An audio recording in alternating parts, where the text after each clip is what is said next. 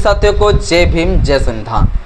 साथियों, हमारा भारत देश एक धर्मनिरपेक्ष वाला देश है और यह धर्मनिरपेक्ष शब्द हमें भारत के संविधान की प्रस्तावना में पढ़ने को मिलता है।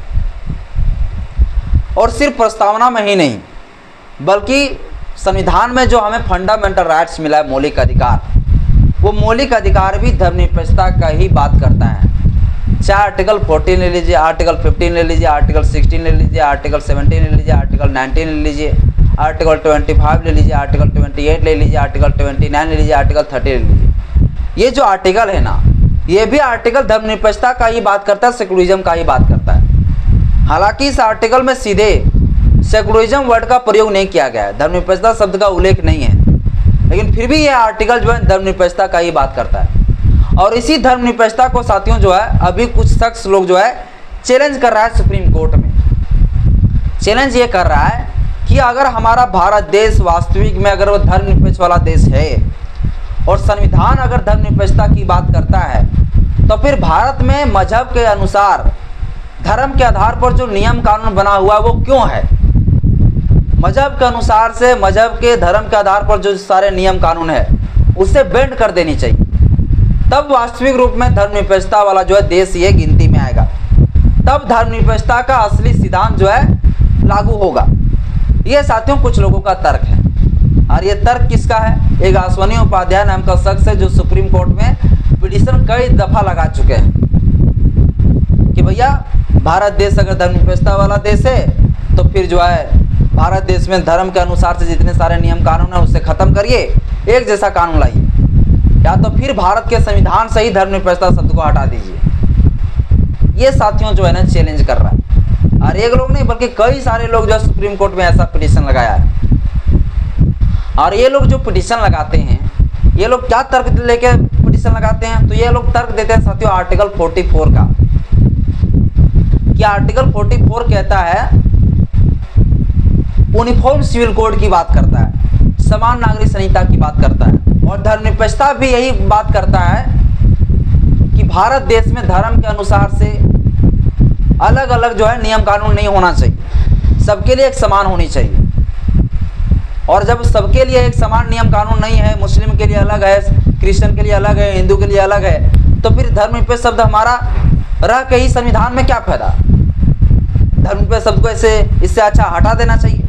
ये साथियों ये लोग तर्क दे रहे हैं। ये जो लोग तर्क दे रहे हैं, इन तर्कों में कितना साथियों सत्यता है, इस तर्क पर कितना दम है, वो हम आपको बताएंगे।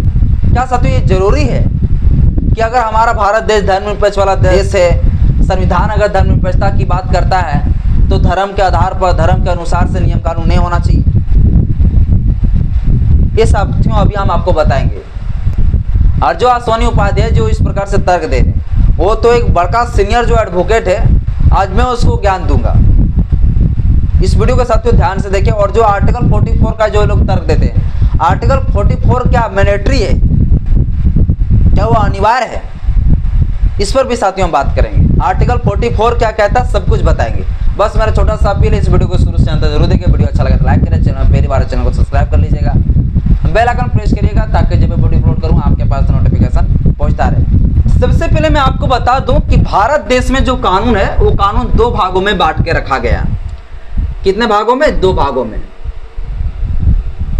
एक होता साथियों क्रिमिनल लॉ, ठीक है। क्रिमिनल लॉ को हम कहते हैं फौजदारी कानून, ठीक है, फौजदारी कानून, ठीक, हिंदी में। और दूसरा साथियों होता है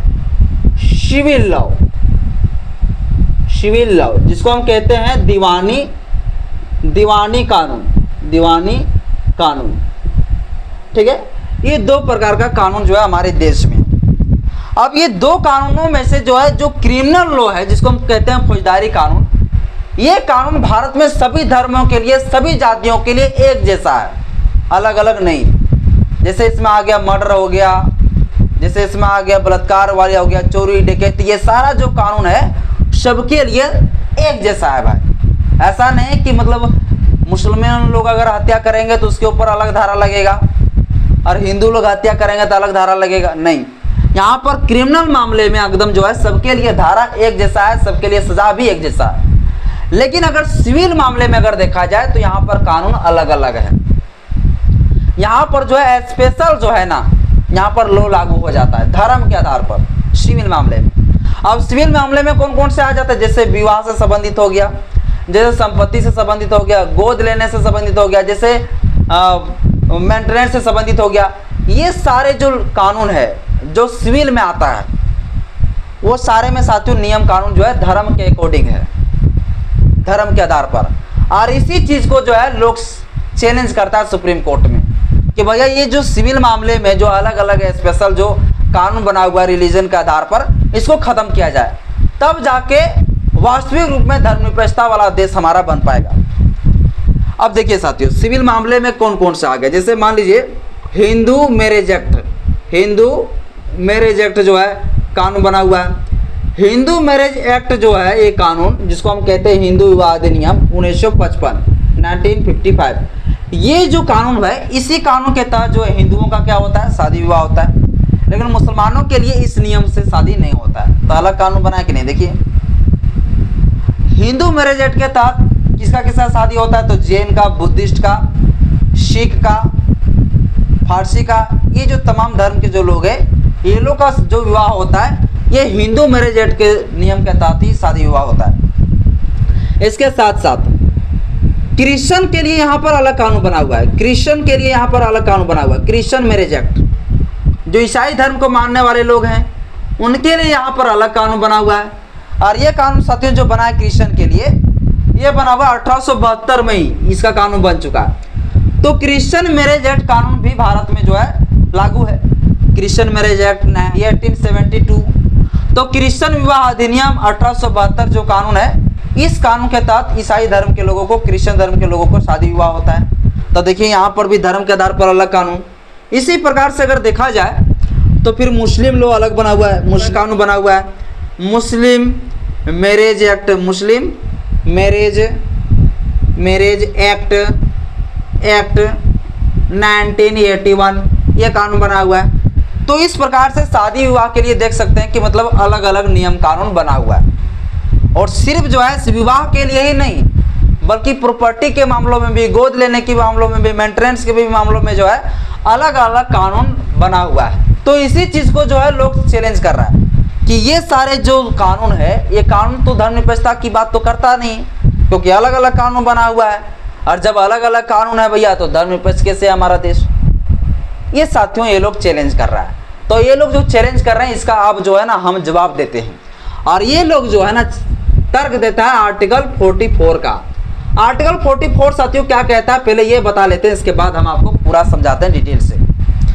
आर्टिकल 44 कहता है यूनिफॉर्म सिविल कोड की बात करता है, समान नागरिक संहिता की बात करता है। किसकी बात करता है? यूनिफॉर्म सिविल कोड की बात करता है। Uniform civil code, uniform civil code यानी कि एक समान नागरिक संहिता की बात करता है। तो ये आर्टिकल 44 साथियों कहता है कि राज्य सरकार अगर चाहेगी तो फिर एक समान नागरिक संहिता ला सकता है, सिविल मामले में भी कानून एक जैसा बना सकता है। लेकिन ये मैंडेटरी नहीं है, ये अनिवार्य नहीं है, ये जरूरी नहीं है। इसके लिए साथियों जो है एक टर्म एंड कंडीशन जो है रखा गया। क्या टर्म एंड कंडीशन रखा गया? कि अगर सरकार इस प्रकार से अगर सभी धर्मों के लिए अगर एक नियम और कानून जो है लाना चाहेगी, बनाना चाहेगी, तो इसके लिए सबसे पहले सभी धर्मों के लोगों से जो है ना बात करना पड़ेगा। और बात करने के बाद फाइनली अगर सहमति बनेगा तब जाके जो है यूनिफॉर्म सिविल कोड लागू हो सकता है, वरना फिर नहीं लागू हो सकता है। क्यों लागू नहीं हो सकता है? क्योंकि साथियों जो फंडामेंटल राइट्स हम लोग पढ़ेंगे दिया गया है, जैसे आर्टिकल 29 हो गया साथियों, आर्टिकल 30 हो गया। ये जो दो आर्टिकल है ना, ये दो आर्टिकल क्या कहता है? ये दो आर्टिकल साथियों कहता है कि सभी धर्मों के लोगों को अपना अपना संस्कृति को मानने का अधिकार है।